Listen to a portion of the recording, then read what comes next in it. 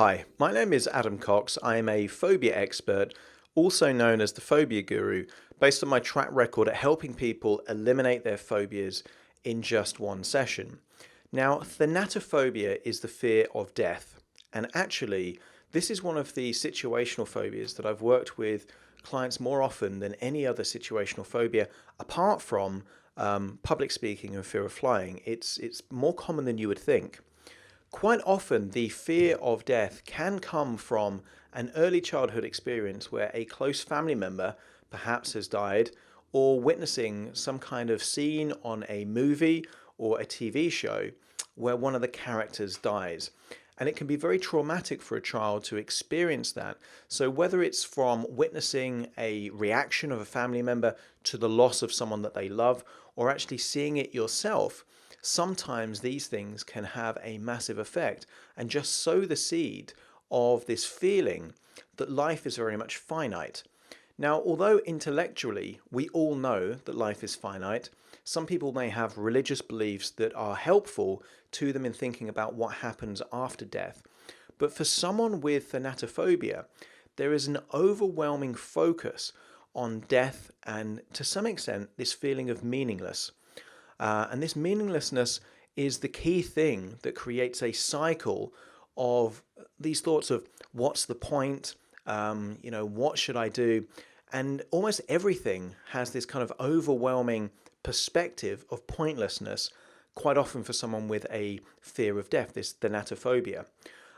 In many cases, the clients that I've worked with have actually always to some extent had that fear, but it can become escalated and amplified if there is a bereavement or loss in the family, and that could be a grandparent or a parent or perhaps a sibling, that can actually amplify it, because then there's this overwhelming feeling that death can happen at any level.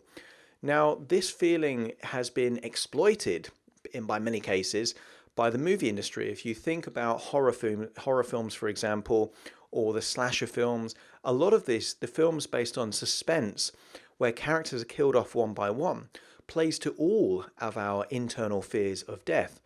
The thing is, with someone that has thanatophobia, they are looking at even small things as a potential cause of death. So films like Final Destination, for example, if you were to watch that film in a very vulnerable state, then you leave that movie thinking that almost anything could be a cause of death. Now, the thing is, there is always going to be evidence to support that theory. This is what happens if you have a phobia of death, is that you can see stories and anecdotes everywhere of people dying unexpectedly. So just read the newspapers. There's going to be plane crashes. There's going to be stories of dogs mauling children to death. There's going to be car accidents. There's going to be murders. If you have this fear, you are very sensitized to those kind of stories. If you don't, you're reading the news and you can be quite distant or objective. Intellectually, you know that these things happen, but they don't seem to rattle you as an individual. When, however, you have this fear, this thanatophobia, this fear of death, all of these things can create what I call an open loop. And that's where the thought itself then creates what if questions. What if I get caught in an accident? What if I catch this disease? What if this happens? What if this happens? Now, the problem with a what if question is that the mind itself can't handle something that is just a possibility. So you can play these what if games and they create open loops where you're becoming anxious, because the internal strategy of worry is very effective if it's something that you can genuinely prepare for. So if you're worried about doing a presentation, for example, or an exam, that worry can actually help you prepare for those things. So worry can be useful in those instances. If, however, you are having what if questions, what if I get murdered walking back, late at night, for example, then that's not something that you can prepare for. And the what if element almost puts you forward in time and almost has you experiencing that very unpleasant situation, which results in your death. And that's why the sympathetic nervous system, which has all this adrenaline and this fight or flight response, is constantly trying to almost protect yourself from death, which is simply a tiny possibility in the future. Now, the reality is, for those people that have a fear of death, is that objectively they do know that they're going to die. The point of dealing and eliminating with the fear of death is to actually give a sense of purpose to the life that they have. If you are constantly worrying about death and you have these loops, then what can happen is that you avoid taking any kind of risks or adventures because there is a possibility that death could take place. So someone with a fear of death would avoid things like skydiving, for example, or maybe traveling to certain countries that might be perceived to be more dangerous. The irony and and it's a tragedy in many ways, is that some people have had a lifelong fear of this fear of death, so they do very little. The overall strategy that people have when they have a fear is avoidance. Now, if you have a fear of death, you might avoid so many things that you spend a life which is effectively empty because of this fear.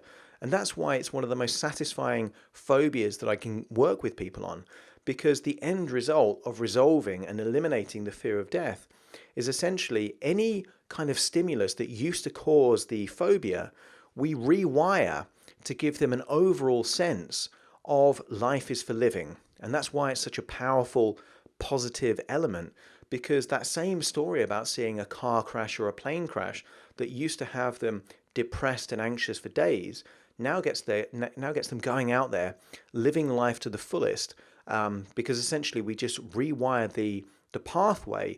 So instead of the stimulus creating a sense of hopelessness and anxiety, it actually creates a different resourceful state, such as motivation and a feeling of scarcity, but scarcity of life itself, therefore to motivate. Because if you know that life is finite, there's that saying, live like there's no tomorrow. And that is a motivational quote to get people going out there living life to the fullest. And that can be how some people interpret the overwhelming sense that we're not on this planet for very long. But other people can have that same thing, and it causes such anxiety that it cripples them and they don't do anything. Now, if you have thanatophobia, if you have a fear of death, the key thing that you need to know is that this is a huge opportunity. It doesn't have to be crippling, and it doesn't have to stop you in your tracks. It could be an opportunity to essentially make you very resourceful and live life in a different way. Or the outcome might be that you just have ambivalence. For many people, it's not that they want to feel so motivated. Sometimes they just want the anxiety to go away. Whatever it is for you, my job as a phobia specialist is to help you achieve the outcome that you want.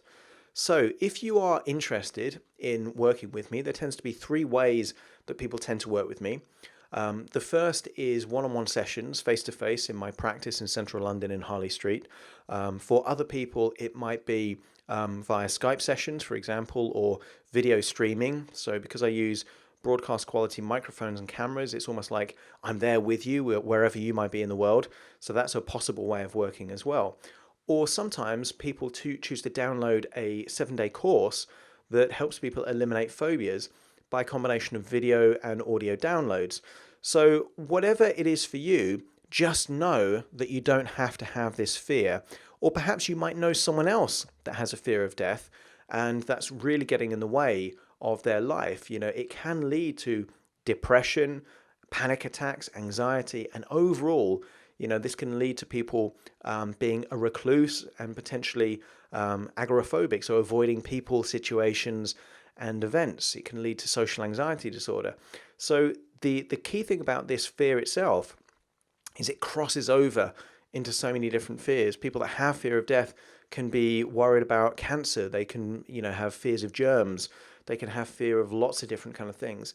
But it all has the same root. And if you can tap into the root and resolve that root issue and rewire the sequence so it takes you in a different emotional state, then it's actually a huge opportunity.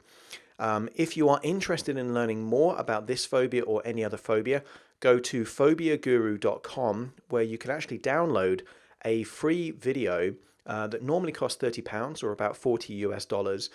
You can get that absolutely free of charge just by putting in your name and email, and then you get a copy of that video completely free of charge, just to see if that could help you in any way.